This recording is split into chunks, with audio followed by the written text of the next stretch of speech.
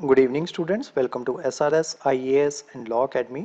आज की जो हमारी करंट अफेयर की न्यूज़ होगी ये साइंस एंड टेक से रिलेटेड होगी और आज का जो हमारा टॉपिक है वो है एराइथ्रीटॉल।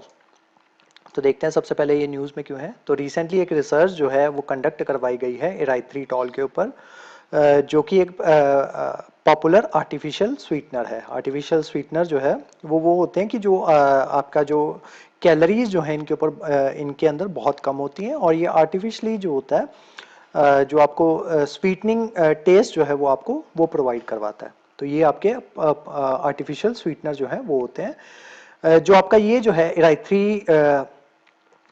एराइथ्रीटॉल जो है इसके ऊपर जब रिसर्च जो है वो कंडक्ट करवाएगी तो ये पाया गया कि ये जो है हार्ट अटैक का रिस्क और जो स्ट्रोक का रिस्क जो है उसको इंक्रीज कर देता है। तो देखते हैं रिसर्च के रिजल्ट्स में क्या सामने आया। Results of the research revealed that erythritol made platelets easier to activate and form a clot. तो जो आपके प्लेटलेट्स जो होते हैं उनको ये बहुत मदद दे देता है कि वो एक्टिवेट कर दें या एक क्लॉट जो है वो फॉर्म जो है वो कर दें। किसकी वजह से ये सारी चीज़ें जो है किसकी वजह से कॉज होती हैं, वो कॉज होती हैं एराइथ्रीटॉल की वजह से। एराइथ्रीटॉल एक्टिवेट्स प्लेटलेट्स, ये प्लेटलेट्स जो होते हैं उसको एक्टिवेट कर देता है। The blood cells which cause clots when they clump together, such aggregation of platelets block the blood flow in the blood vessels in a different part of the body।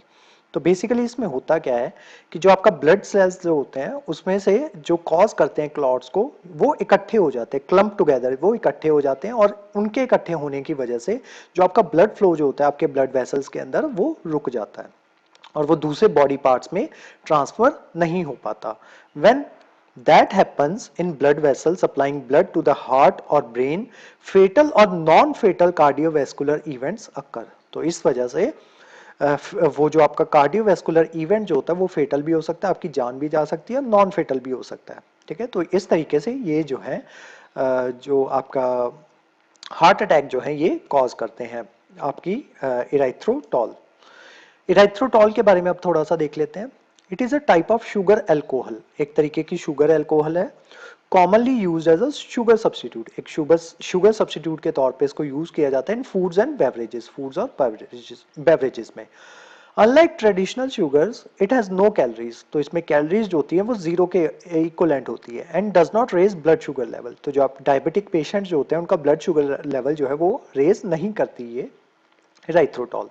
Artificial sweeteners are common replacement for table sugar in low calorie, low carbohydrate and keto products। तो जो आपकी low calorie foods जो होते हैं, ये लो carbohydrate products जो होते हैं या कीटो प्रोडक्ट्स जो होते हैं, जिनमें फैट जो होती है वो जो आपके कीटो प्रोडक्ट्स वो प्रोडक्ट्स होते हैं जिनमें फैट जो होती है वो हाई अमाउंट में होती है लेकिन कार्बोहाइड्रेट जो होते हैं वो लो अमाउंट में होते हैं, तो उनको कीटो प्रोडक्ट्स जो है ये कहा जाता है।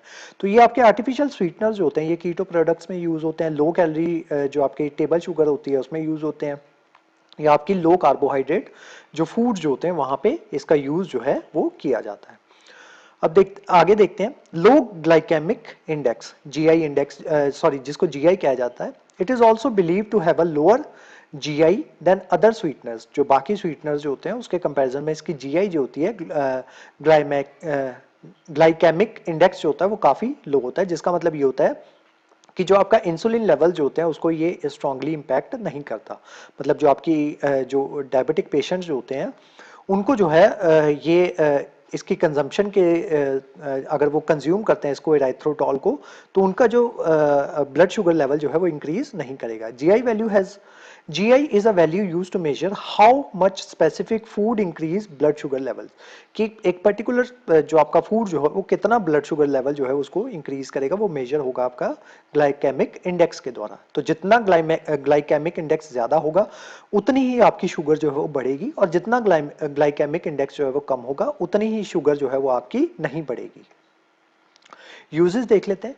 Sugar free products containing erythritol are often recommended for people who are having obesity, diabetic or metabolic syndrome and are looking for options to help manage their sugar और कैलोरी इंटेक। मैंने आपको बताया था कि इसमें कैलोरी जो होती हैं वो बहुत कम होती हैं, जीरो के बराबर होती हैं। तो ऐसे लोग जो डायबिटीज से सफ़र कर रहे हैं या फिर ओबेसिटी जो है उससे सफ़र कर रहे हैं या फिर किसी भी तरीके का मेटाबॉलिक सिंड्रोम जो है उससे सफ़र कर रहे हैं और ऐसे ऑप्शंस ढूंढ रहे हैं कि उनकी शुगर जो है, शुगर लेवल या कैलोरी इनटेक जो है वो मैनेज हो सके, तो उनके लिए ये जो है उनको डॉक्टर्स जो है जनरली थायरिटॉल जो है वो सजेस्ट कर देते हैं। People with these conditions are also higher risk for adverse cardiovascular events like heart attack and stroke. और इन्हीं लोगों को जो है सबसे ज्यादा ये वल्नरेबल होते हैं हार्ट अटैक और स्ट्रोक के लिए। तो अब जो है इस नई रिसर्च से ये सारी बातें जब सामने आ चुकी हैं, तब ऑब्वियसली डॉक्टर जो है इथाइरिटॉल जो है उसको आपको रेकमेंड जो है वो नहीं करेंगे। तो आज की जो हमारी क्लास थी वो इथाइरिटॉल के बारे में थी। इस क्लास के जो नोट्स हैं वो आपको सेंड कर दिए जाएंगे हमारे टेलीग्राम चैनल पे, और जो हमारे वेरियस व्हाट्सएप ग्रुप्स जो हैं वहाँ पे भी इसके नोट्स हैं वो आपको सेंड जो है वो कर दिए जाएंगे। उसके अलावा हमारे वेरियस कोर्सेज के बारे में इंफॉर्मेशन लेने के लिए आप स्क्रीन पे दिए नंबर पे कांटेक्ट कर सकते हो। तो आज की जो हमारी क्लास थी वो यहीं तक थी। Thank you so much.